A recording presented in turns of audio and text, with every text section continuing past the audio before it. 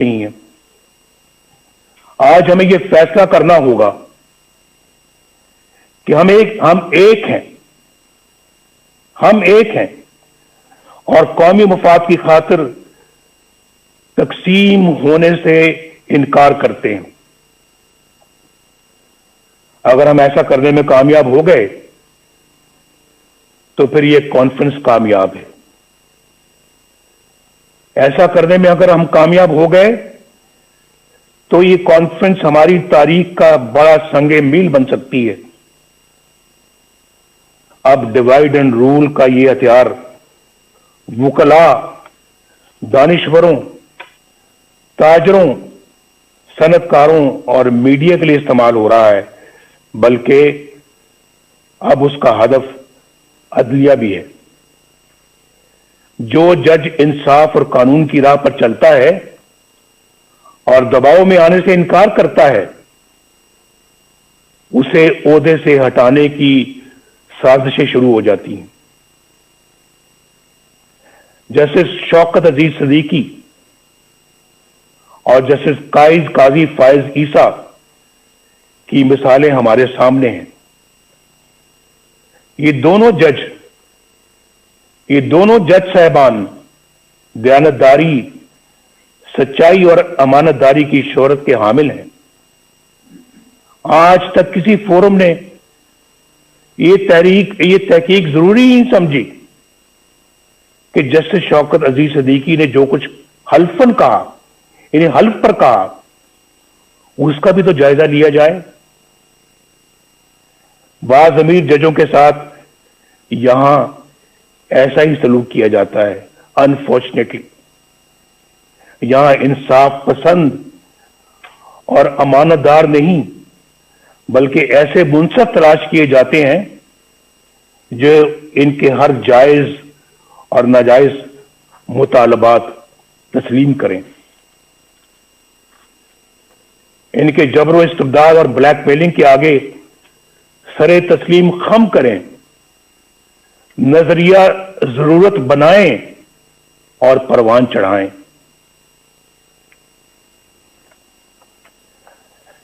آئین کو سیبوٹاج کرنے والے ڈکٹیٹروں کے اقدامات کو قانون کا جامہ عطا کریں، ان کے گلے میں ہار پہنائیں، ان کو ویلکم کریں، خوش آمدید کہیں ان کو. آپ نے تو بہت اچھا کام کیا ہے، آپ کی تو ضرورت تھی. آج یہ تو کام بہت پہلے ہو جانا چاہیے تھا. آپ نے ماشاءاللہ لیٹ لگایا ہے، یہ پہلے لگانا چاہیے تھا.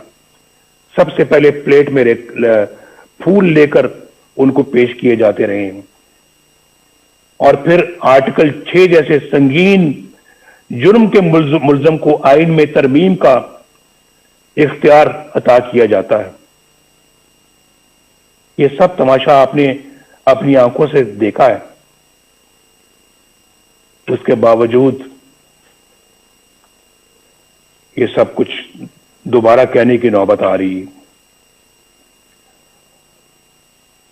یعنی یہ سب کچھ ہو رہا ہے اور عوام کے منتخب وزیر اعظم کو پھانسی دیں، جیلوں میں ڈالیں، جلا وطن کریں اور ان کو اور ان کے خاندان کو ذلیل و رسوا کریں.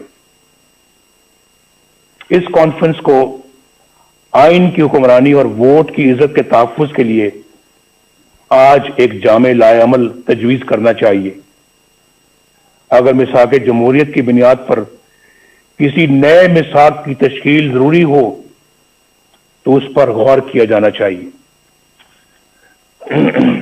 متوازی یعنی پیرل حکومت کی بنیادی مسئلے کو حل کرنے کے لیے ٹھوس حکمت عملی بنائی جائے.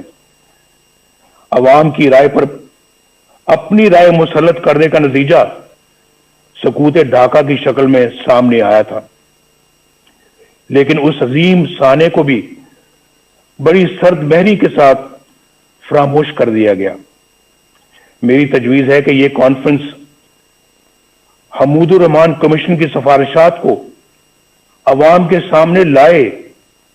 بہت دفعہ اس کا ذکر ہو چکا ہے اور بار بار ہو چکا ہے، کئی سالوں سے ہو رہا ہے، کئی دہائیوں سے ہو رہا ہے، لیکن میرا خیال ہے کہ آج انہیں عملی جامہ پہنانے کا عہد کرنا چاہیے اور اسے اپنے ایجنڈے کا حصہ بنانا چاہیے۔ اس طرح کے ٹھوس اقدامات ہی سے ملک کو اس دلدل سے نکالا جا سکتا ہے۔ اس وقت ہماری اولین ترجیح اس غیر نمائندہ اور نااہل اور سلیکٹڈ حکومت اور اس سے کہیں زیادہ اہم اس نظام سے جس کا میں نے ذکر کیا ہے، اس سے نجات حاصل کرنا ہے۔ عمران خان ہمارا ایز سچ ہدف نہیں ہے، ہمارا مقابلہ عمران خان سے نہیں ہے۔ یہ میں الیکشن سے پہلے بھی کہہ چکا تھا اور آج بھی کہہ رہا ہوں۔ آج ہماری جدوجہد عمران خان کو لانے والوں کے خلاف ہے اور ان کے خلاف ہے جنہوں نے اس طرح انہیں الیکشن چوری کر کے اس طرح کے نااہل بندے کو اس جگہ پر لا کر بٹھایا ہے اور ملک کو برباد کر دیا ہے۔ یہ ملک ہمیں تمام چیزوں سے زیادہ عزیز ہے، جس نے عوام اور اپوزیشن کے ساتھ ساتھ اچھی شہرت کے حامل جج صاحبان کو بھی نشانہ بنا لیا ہے۔ یہ تبدیلی عمل میں نہ آئی تو یہ نااہل اور ظالمانہ نظام ملک کو ناقابل تلافی نقصان پہنچا دے گا۔ ہمیں یہ بھی نہیں بھولنا چاہیے کہ ہمارے دشمنوں کے عزائم کیا ہیں۔ ان کے عزائم کو ناکام بنانے کے لیے مضبوط معیشت کے ساتھ ساتھ مضبوط دفاعی نظام کی بھی ضرورت ہے۔ ہم نے پہلے بھی اس ملک کو الحمدللہ ایٹمی قوت بنایا ہے اور ہر وہ ضرورت پوری کی ہے جس کے لیے ہمارے دفاع کو ضرورت تھی۔ ہماری قومی سلامتی کے لیے ضروری ہے کہ ہم اپنی معیشت کے ساتھ ساتھ اپنی مسلح افواج کو بھی مضبوط سے مضبوط تر بنائیں۔ ہم نے اس کام میں ماضی میں بھی کبھی کوئی کسر نہیں چھوڑی، کوئی کوتاہی نہیں کی اور آئندہ بھی ہماری یہ ترجیح رہے گی۔ ہمارے دفاع کی مضبوطی اور قومی سلامتی کے لیے سب سے اہم یہ ہے کہ ہماری مسلح افواج آئین پاکستان اپنے دستوری حلف اور قائد اعظم کی تلقین کے مطابق خود کو سیاست سے دور رکھیں اور عوام کے حق حکمرانی میں مداخلت نہ کریں۔ کسی کے کہنے پہ پرائم منسٹر ہاؤس کے گیٹ پھلانگ کر پرائم منسٹر ہاؤس میں داخل ہو کر پرائم منسٹر کو گرفتار نہ کریں، بندوق کی نوک پر گرفتار نہ کریں۔ ایسا ان آنکھوں نے دیکھا ہے، اس کا مشاہدہ کیا ہے، وہ منظر میری آنکھوں کے سامنے رہتے ہیں اور بڑا دکھ ہوتا ہے کہ ہم نے اپنے ملک کو کیا بنا دیا ہے، ایک تماشا بنا دیا ہے، اپنی نظروں میں بھی اور دنیا کی نظروں میں بھی۔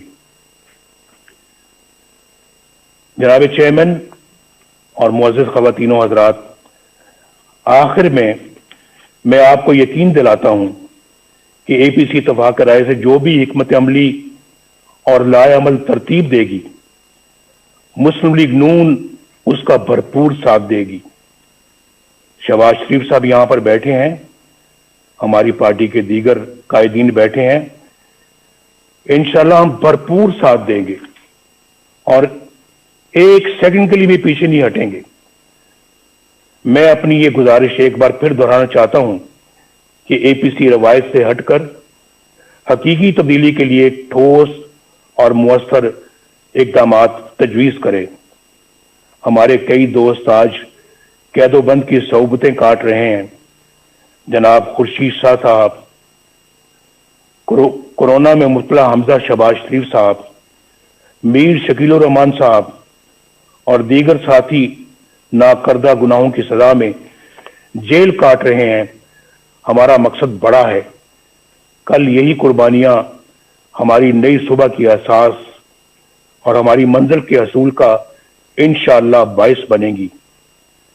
میں آپ سب قائدین کا بے حد شکر گزار ہوں اور اپنے میزبان جناب بلاول بھٹو زرداری صاحب کا بھی دل کی گہرائیوں سے شکریہ ادا کرتا ہوں کہ مجھے آپ نے اپنی گزارشات پیش کرنے کا موقع دیا.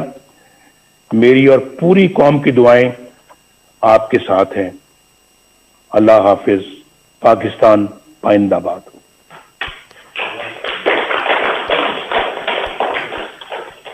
ایکسکیوز می، اگر مناسب ہو تو پلیز سب کی رائے کہ موبائل فونز جمع کرا دیں پلیز.